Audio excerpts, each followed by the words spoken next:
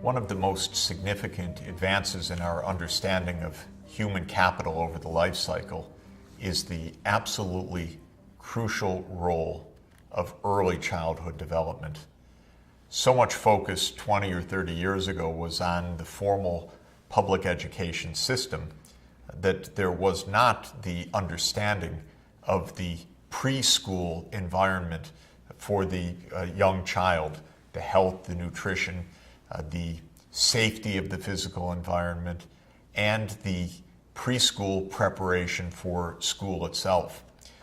Research has shown startlingly important effects of the early childhood, especially during the first 3 years when the brain develops in so many dynamic and important ways. If those first 3 years are a period of environmental stress, great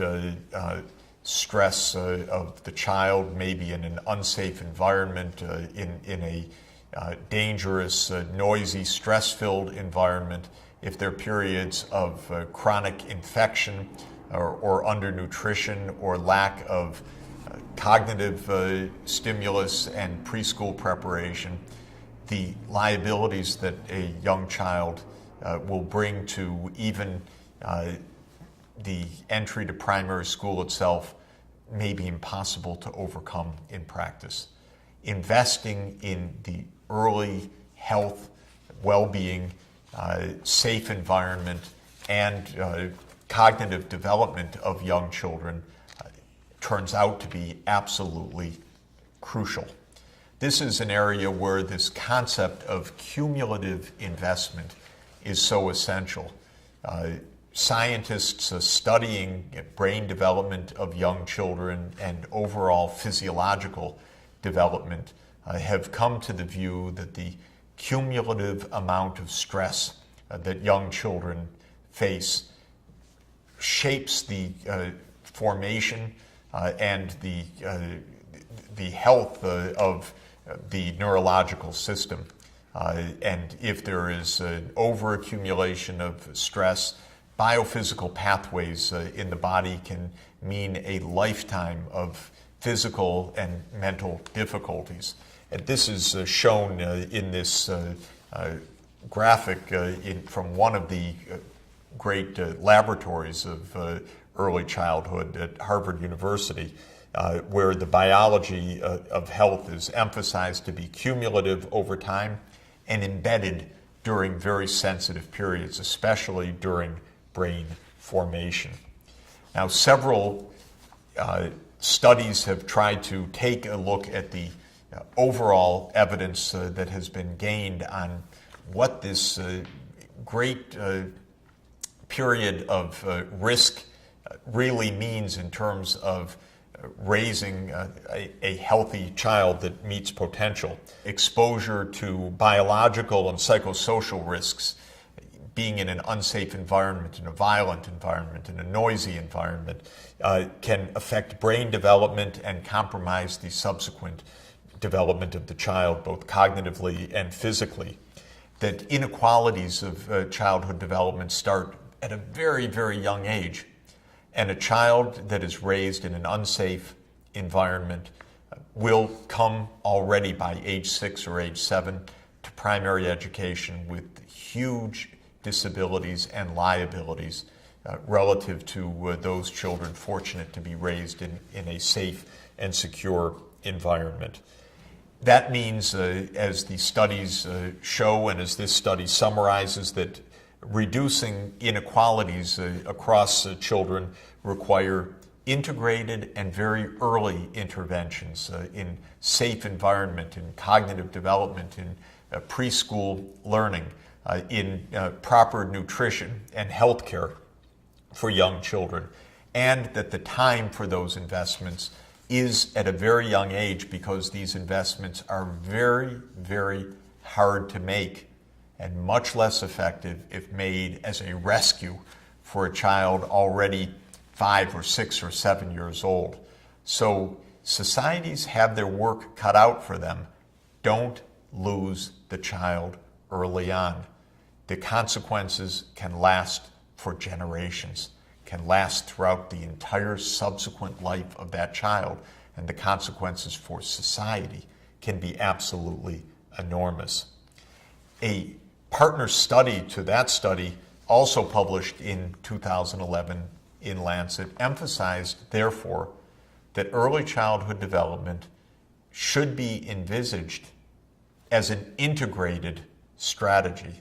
one that looks at all of the different aspects holistically of the child's environment, from the point of view of safety, from the point of view of low stress, from the point of view of stimulus for brain development, for preschool, for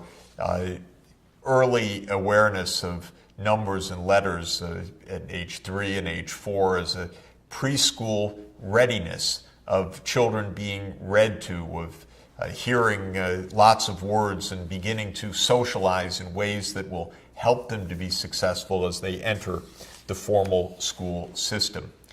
This report also summarizes the evidence that making those investments, which requires leadership of government to ensure that even very poor families, those that don't know or wouldn't be able to afford these interventions on their own, has a tremendous social return, one that has very large gains for the society in many, many ways, but ultimately, as measured even in the national income, because of the productivity of the population, the ability of children well raised in a healthy environment to become highly productive members of the workforce when they become adults. One of the economics profession's leading scholars, Professor James Heckman, a Nobel laureate economist at University of Chicago, who's been studying this issue of investing in human capital throughout his career, has made a graph of the kind that you are looking at now. On the horizontal axis is age, and on the vertical axis is the rate of return to investing in human capital. And look at where those returns are absolutely the highest in the preschool age. And then as the age of the child and the individual is higher, the returns that one can achieve by incremental investments in human capital are lower. Missing a year of investment in human capital when a child is 2 cannot be made up by that same investment when the child is 6. Too late. The returns are very high in the formative years of the brain and early socialization and development of personality and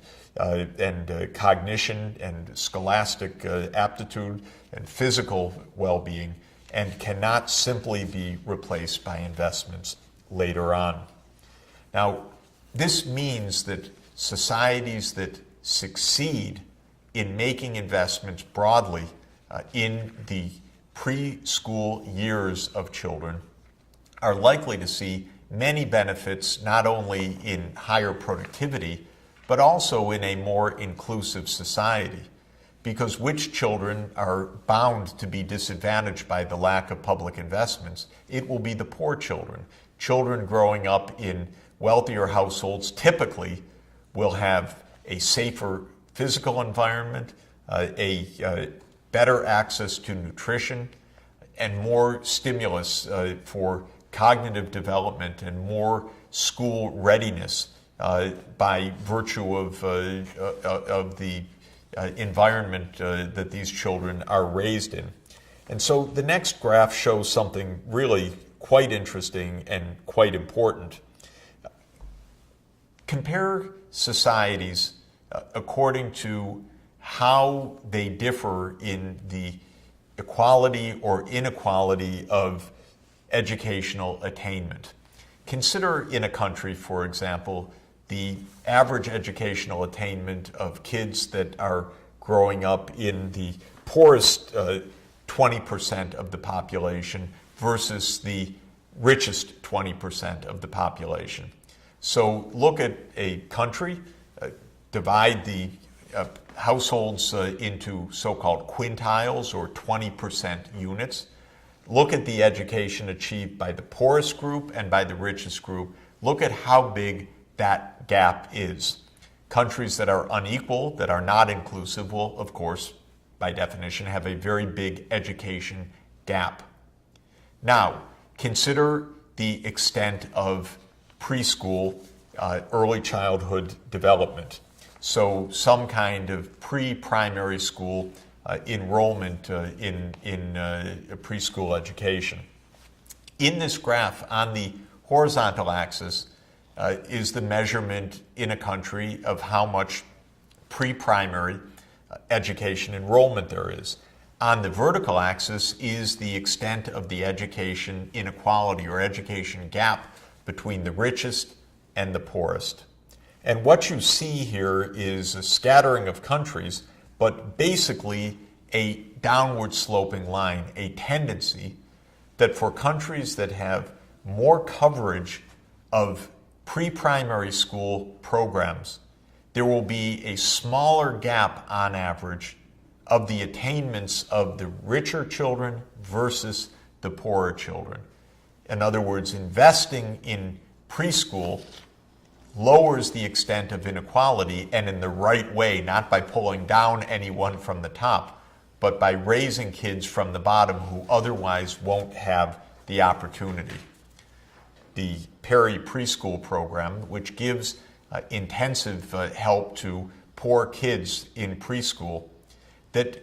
has been measured with a tremendous amount of specificity to show that the returns to these investments, just as in Professor Heckman's downward sloping graph, are indeed very, very high, and in a way somewhat unexpected. This Perry preschool program, as an example of a specific pre-primary or early childhood development education program, has expected benefits in one area, and that is raising the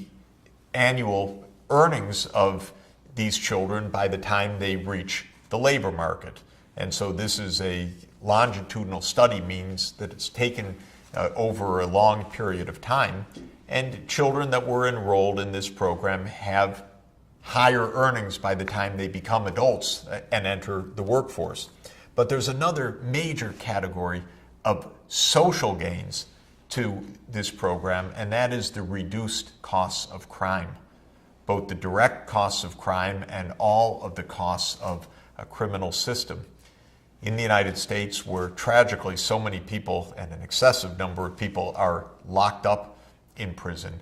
one finds that a lot of the prison population are young kids simply without skills, without literacy, for example, without the ability to hold jobs. And often their difficulties trace all the way back to having grown up in very, very poor neighborhoods, perhaps with a father who was illiterate or in prison himself, so that the poverty is replicated across generations. And what we know is that investing in a young child so that that young child has a chance at school to stay up with their class level, to be able to graduate primary and then secondary school, to be able to get vocational or higher education training, has a huge effect in reducing the probability that they will be caught up in crime and themselves end up in the criminal justice system. And this means big savings for society, because this is not only a human tragedy, it is a huge economic cost when young people are not productive and when society is spending a fortune in a penal system of courts and prisons and other programs that would have been far better spent on early childhood development in the first place, where the returns are truly high and where you're helping to ensure that the child gets on a healthy and productive path of life. Conclusion: societies around the world are recognizing now based on rigorous biophysical evidence, the evidence brought by pediatricians and psychologists and physiologists, as well as the evidence that economists are bringing to bear, that investing at young ages, even before primary education is reached, in an integrated way, in the safety of the environment, in a low-stress environment, in decent nutrition, in freedom from chronic infection and other blows to health, and in preschool readiness, is the best investment that society can make. It is the investment in society's own people, in their own children, and not only does this lead to efficiency in the sense of high returns, but it is the single best pathway to social inclusion as well, to ensure that every child has a chance, a real chance, so that by the time they enter the public school system, they can keep up and then use their education productively to become productive citizens and productive adults.